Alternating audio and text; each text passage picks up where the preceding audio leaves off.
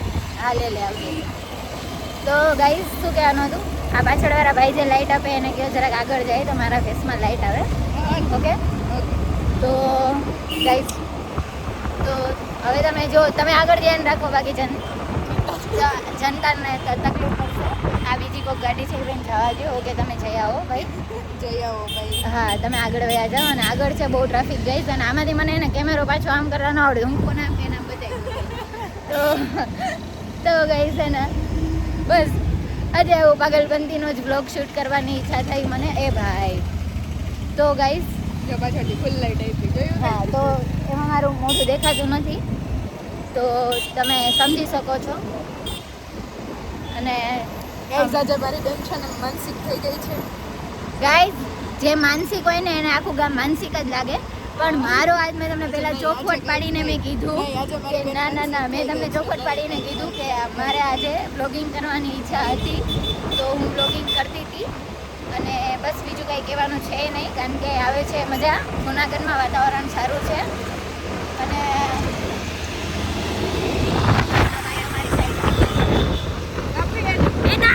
ના એ ભેડું પડી જાય છે, વાગના મરી જાય. તો મારી બેન સાઈડ કાપવાના ધંધા કરે ગાઈસ, તો તમે જોડાઈ રહેજો મારા યુટ્યુબ બ્લોગમાં. અને આ ભાઈની એને સાઈડ કાપી છે. કેમ ગયા ભાઈ નથી દેખાતા? મને ઊંધો કેમેરો કરતા આવડતો નથી ગાઈસ, તો હું આમ કરીને બતાવી દઉં. તો બીજું બધું તો ઘરે હશે, પણ ગાઈસ હવે અમે શું કરશું કંઈ ખબર હશે. એ પણ બેન કરતી ગાડી અડી જાય. તો ગાઈસ અહીંયા અમે બધી જગ્યાએ શોપ ઉપર કપડાં સારા મળે છે, તમે લીધા હોય તો ભલે, ન લીધા હોય તોય ભલે. તો બસ બીજું તમને કંઈ કહેવાનું છે નહીં ગાઈસ. અને એક જ એરિયો સારો છે જુનાગઢમાં, શાંતિ અડન કૂતરું આટલું કેમેરો કરતા આવડતું નથી તો ગાઈસ અમે જઈએ છીએ અત્યારે. અમે રાજલક્ષ્મી અમે ગયા હતા નહીં, જઈએ છીએ. હેલો ગાઈસ, તો ફાઇનલી અમે જઈએ છીએ ભવનાથ. ભવનાથ એટલે કે ભવના નાથ એવું હું બનાવું છું, એવું છે નહીં ખરેખર. અને ગાઈસ આજે વખતે સેલ્ફી કેમેરો છે એટલે થોડુંક ક્લિયરિટીમાં પ્રોબ્લેમ રહેશે, તમને માફ કરજો એના માટે. પણ પછી ઓમાં બધાને ખબર પડી જાય આમાં બ્લોગિંગ કરતી હોય ને, અને આમાં મને મારું મોઢું દેખાય ને તો મને મજા આવે કે ના આવી રીતના સરસ લાગે એમ. એટલે એમાં સરસ શું લાગવાનું હોય, પણ સારું લાગે એમ. અને સારું શું લાગવાનું, એમાં સરસ લાગે એમ પૂરું. તો ગાઈસ હવે અમે પહોંચ્યા છીએ અહીંયા મોતીબાગના ગેટે, રાયજીનગરના ગેટે. તો હવે અહીંયાથી અમે જાશું ભવનાથ. અને ગાઈસ આજનો આ બ્લોગિંગ કરવાનો એક જ મારો મોટિવ છે કે બસ ક્યારેક તમે ખુશ હોય અથવા તો ક્યારેક તમે ખુશ ના હોય તો તમારે કંઈ શેડ થવાની જરૂર નથી. તમારી ખુશી તમારી અંદર જ રહેલી છે, તો તમે તમારી સેલ્ફ જોડે ટાઈમ સ્પેન્ડ કરો, તમે તમારા સેલ્ફને ખુશ રાખવાનો પ્રયત્ન કરો. અને એવું નથી કે ઊભા રહેજો મારી બેન ફોન માંગે છે, ઊભા રહેજો ગાઈસ. તો ગાઈસ એવું નથી કે તમે કોઈ હોય તો તમે ખુશ રહો, તમે સેલ્ફમાં તમે ખુશ રહી શકો. તો વધારે કંઈ તમને કહેતી નથી, કારણ કે તમે મારા કરતાંય વધારે સમજદાર છો. મારી ક્લિયરિટી થોડી ઘટતી હોય એવું મને દેખાય છે, પણ કાંઈ વાંધો નહીં ગાઈસ. આ વ્લોગમાં તમે ચલાવી લેજો. જો તમને આવા વ્લોગ જોવા ગમતા હોય તો તમે મને કોમેન્ટમાં કહેજો કે હા તમને બધાને વ્લોગ સારો લાગ્યો. અને આ વ્લોગ રસ્તા ઉપર એટલે બનાવું છું કે થોડીક મને એવું થાય કે મને ઓલી આમ હિચકિચાટ ના થાય કે હું વ્લોગ બનાવું છું, તો મને ટેવ પડી જાય વ્લોગ બનાવવાની એમ. અને ઓમે મને બોલવું તો બહુ ગમે જ, બોલ તો હું કરતી જ હોય, તો આમ હું બોલી લઉં. અને ગાઈસ મિત્રો ખુશ રહ્યો ને ખુશ રહેવા દો. બીજો તો તમને વધારે કંઈ કહેતી છું નહીં. તો હવે અમે ભવનાથ જઈએ છીએ. એટલે મારે ભવનાથ જવાનું તો મેઇન કારણ એ છે કે વરસાદ આવ્યો પછી હું ગઈ જ નથી, તો આજે હું જઈ આવું. અને ગાઈસ એમ તો હું બહુ રૂપાળી છું, કારણ કે કોઈક લાઇટ આવે ને તો મને ખબર પડે કે હું આટલી બધી રૂપાળી છું. વખાણ કરો ચાલો બધા મારા કે વાહ બેન વાહ, અતિ સુંદર. અને શું કહેવાનું હતું, હા ગાઈસ, ખાસ અત્યારે સ્ટ્રીટ તો એમાં હું તમને એ જ વસ્તુ તમને કહું છું કે ચોમાસું છે, તમે બહારનું ખાવામાં ધ્યાન રાખજો, કારણ કે બધી વસ્તુ હેલ્ધી નથી હોતી. કારણ કે હવે પછી મચ્છરનું પ્રમાણ વધશે, માખીઓનું પ્રમાણ વધશે, અને પાણી બી કેવું યુઝ કરતા હોય, તેલ કેવું યુઝ કરતા હોય, આઈ ડોન્ટ નો, અને તમને નહીં ખબર હોય તો બસ બહારનું ખાવામાં ધ્યાન રાખજો. વધારે અત્યારે ફોકસ ફ્રૂટ્સ ને જ્યુસ ને શાક રોટલા ઉપર દેજો, તમારી હેલ્થ સાચવજો. એટલે તમે બધાય મારા બ્લોગ જોયા કરો, અને વધારે કાંઈ જ ન કહેતા. હવે જરાક અમે રસ્તો કાપી લઈએ, કારણ કે કેમ મને એને ઊંધો કેમેરો કરતા કાંઈ આવડે, પણ આવા પછી મેં કીધું મારો ફોન બોન પડી વળી જાય તો, એટલે નો રિસ્ક, તો હું તમને આમ કરીને બતાવી દઉં, કારણ કે આજ હું એન્જોય કરવા જ નીકળી છું, બોલવા જ નીકળી છું. અને મારી બેન શરત હારી ગઈ છે, એનો મને બહુ પ્રાઉડ છે મારા ઉપર કે હું બોલું એ સાચું હોય, પણ મારી બેનને મારા ઉપર ભરોસો આવે નહીં, કારણ કે એક શરત એ આગળની એ હારી ગઈ છે, પણ એમાં અમે કાંઈ શરત મારી નહોતી. કારણ કે અમે જ્યાં વેઇટ કરતા હતા રંગોલી પાસે, તો ત્યાં થાર હતી, તો એ કે મને કે બેન થાર રોક્સ, મેં કીધું થાર રોક્સ નથી, થાર છે. તો એમાં એ શરત હારી ગઈ, અને બીજી વસ્તુમાં એ શરત હારી ગઈ છે, તો કાંઈ વાંધો નહીં, એને મારું માયનું નહીં.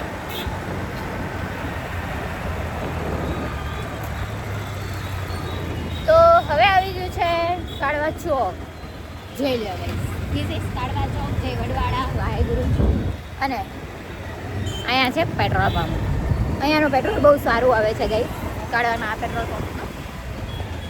આપણે કંઈ પેઇડ પ્રમોશન નથી, પણ દિલથી એમના વખાણ કરીએ છીએ, કારણ કે હું ત્યાં જ પુરાવું ફોર વ્હીલનું ક્યારેક, કારણ કે અહીંયા અમારા જૂનાગઢમાં જીઓ નથી, છે પણ આગળ છે સાબલપુર બાજુ.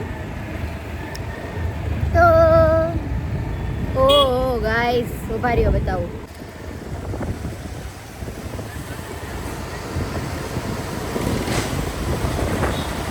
મારા જૂનાગઢની હાલત. હવે મને એવું લાગે છે કે દીથી દી અમારું જૂનાગઢ જૂનું થતું જાય છે.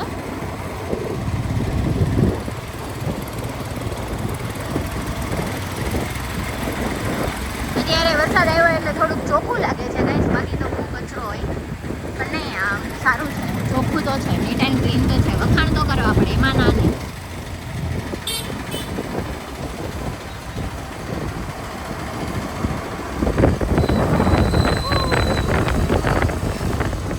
સેલ્યુટ છે આ ભાઈને.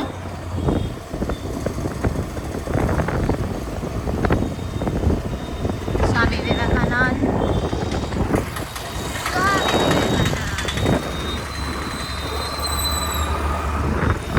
oh my god.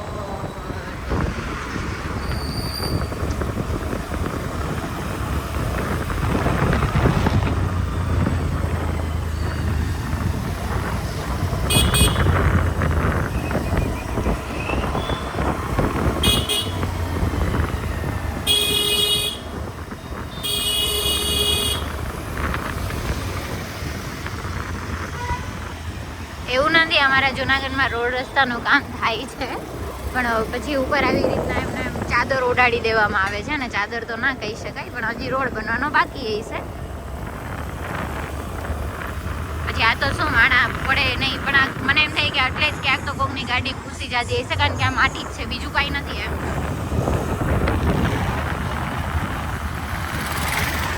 એક આખી રોડની સાઈડ જ આખી એવી બિચારી તૂટેલી છે, કરશે એમાં એવો કંઈ વાંધો નથી, પણ હું તો તમને જનરલ નોલેજ આપું છું કે ભવનાથ આવો તો તમે જરાક જોઈને આવજો, કારણ કે જો આવા ખાડા એ બચતું રહેવાનું. એટલે હું તમને પહેલાંથી વિડીયો બતાવી દઉં કે તો તમે જુનાગઢમાં આવો ને તો તમને ખબર હોવી જોઈએ એમ કે અહીંયા ભાઈ આ રસ્તા ઉપર આટલા ખાડા છે.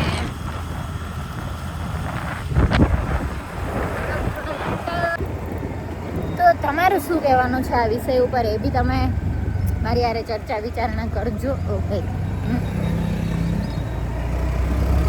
અને તમારો અભિપ્રાય શું છે એ પણ મને તમે જણાવજો ગાઈસ. મારા વિડીયોમાં કોમેન્ટ કરતું રહેવું, ભલે એને જવાબ આપીશ.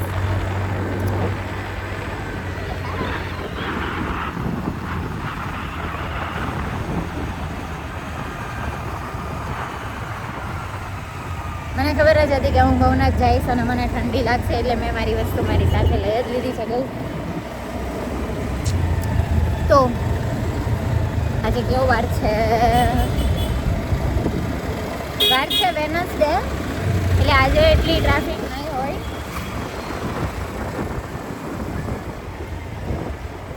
પણ તો બી ગાઈસ ગમે કે અમારા જૂનાગઢમાં ભવનાથ છે એ બીજું કંઈ છે નહીં. અને ભવનાથમાં જે શાંતિ છે ને એ બીજે ક્યાંય નથી. તો આઈ લાઈક ભવનાથ, આઈ લવ ભવનાથ. એનું વાતાવરણ ને એનો જે એક નજારો માઇન્ડ બ્લોઈંગ યાર. આમ કુદરતે આપેલી ભેટ છે જૂનાગઢમાં ગિરનાર. તો કંઈ નબળી વસ્તુ તો હોય નહીં, પણ કાંઈ વાંધો નહીં. ચાલો મારા બ્લોગમાં બન્યા રહેજો, કારણ કે હવે મને સિરિયસલી રોદા લાગે છે. અને મારી બેન કસમથી મને પાછળ ગુલાઈ જાય છે ગુજરાતીમાં હું કહું તો. તો હવે અમે થોડુંક જઈએ ભવનાથ, બેસીએ, અમે અમારો ટાઈમ સ્પેન્ડ કરીએ અને પછી આપણે બ્લોગમાં કન્ટિન્યુ થઈએ.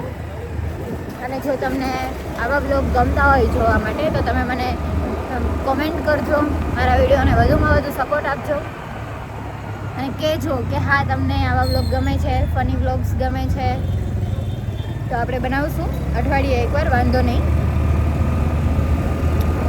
તો ઠીક છે, ચાલો ગાઈસ, માગો ભાઈ સાપેત્રી જય દ્વારકાધીશ.